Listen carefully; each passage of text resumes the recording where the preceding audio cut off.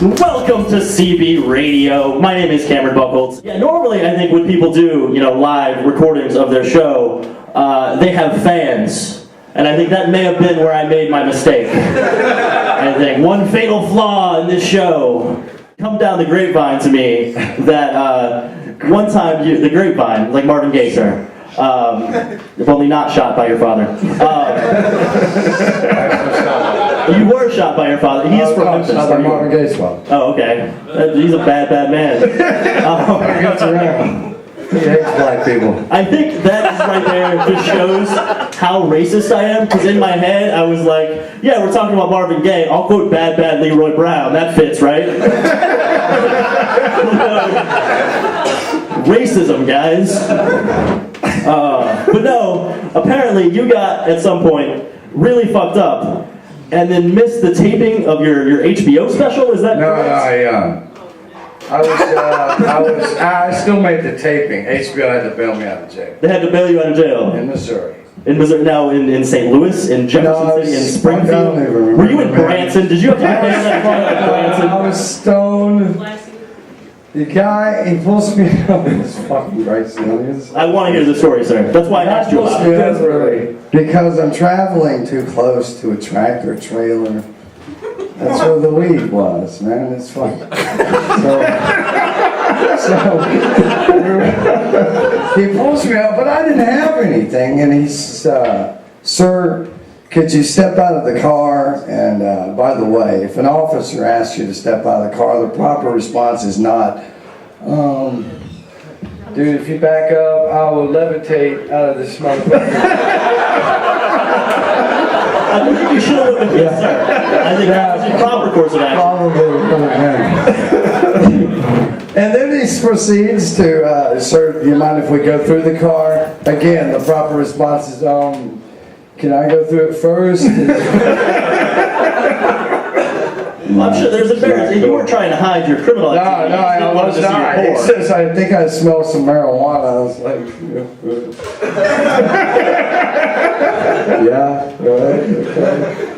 This is, and he begins to just, do the stupid, do you know why I pulled you over? I don't know, man. Maybe you could sense how much I hate you through all this glass.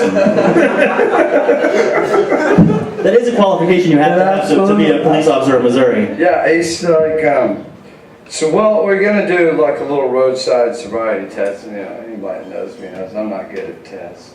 Or sobriety. Absolutely. So, I said, yeah, man, whatever. It's cool.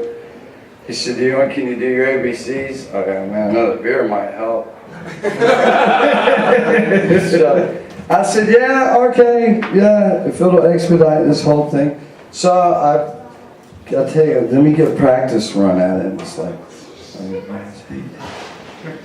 okay, I'm ready, man. A, B, C, D, E, F, U, C, K, Y, O, U, C, I, G. It did not bode well. No, and the sad thing is, I didn't follow what you were doing for a little bit. It took me, it wasn't until PIG I realized what you just spelled. I was like, I think, does Tennessee have a different alphabet? Absolutely. I'm confused. Fuck you. That's a whole word. Yeah. Character, whatever, man. Yeah. Now, how does it was great. I was the whole thing. He arrested me. I think that the myriad of questions that just baffles me. I just want to harangue you. It's like I just got one more question. It's like, why do y'all smoke pot? And I'm like, y'all? What the fuck is y'all? It's just me here, man. It's like, I don't know. I think you're a very commanding presence. I think you speak for all stoners. Absolutely. Apparently. It's just, I don't know. When I was a kid, I used to be on these antidepressants, man. It made me feel a little weird. So when I grew up, I stopped taking them. So I self-medicated a little bit. He goes, smoking pot doesn't make you feel weird? I go, well, fucking talking to you about it does a little bit. You gotta go to jail. So that was it. And that was an integral part of the show, so they had to fly to Missouri and bail me out. That was back in 2001. Okay. Joel Decker just texted me. What did Joel Decker just text? He wants to hear about Richard Pryor. I used to be Richard Pryor's limo driver. You used to be Richard Pryor's limo driver. I did. That's insane, sir. I worked at the Comedy Store. Thank you, Joel, for bringing that nugget of information up. I did. You're not so bad This after was all. before he died. He was getting on. So you were his limo driver before he died then? Not after.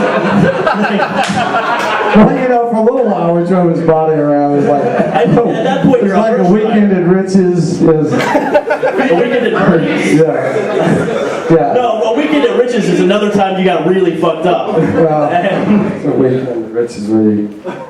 Anyway, so we would help him on stage at the Comedy Store. So we would set him in a chair. Me and a guy named Freddie Soto, another comic, very funny man. We'd help him. We had a constant runny nose, and so why do you think? He had allergies, everybody. Man, he scratched it a lot with his long picking nail. So Racism. But his wife, his lady friend at the time, used to keep a kerchief in his inside pocket to, wipe his nose. And so we're loading him up on stage one night, and I got my bag to the audience. Hold on. Stop you again. Loading him up on stage. He's debilitated a little bit. He's had trouble walking in. Okay, I like how you say it like you're stacking crates or something. No. I mean, I'm not washing his ass for him, but I'm helping him out. Okay. So we're putting him in a chair. He did it sitting down. Not like this. It was funny. So we're loading him in the chair, and I'm like, I see it in the light because it's coming over my shoulder, and it's fucking reflecting off this little eBay-sized boogie he's got in his fucking nose. And they're rich. I said, hey man, you got a boogie in your nose. He said, man, can you get it for me? I said, oh God, that's awkward. So I grabbed the kerchief out of his pocket, and I grab him by the nose and just honk and just get this Coke rock out of his pocket. No, motherfucker, I'm talking about the goddamn handkerchief. Just wanted me to get the handkerchief. And I'm like, oh, fuck. White motherfucker, get this white motherfucker away from me, man. So that was my brush with greatness.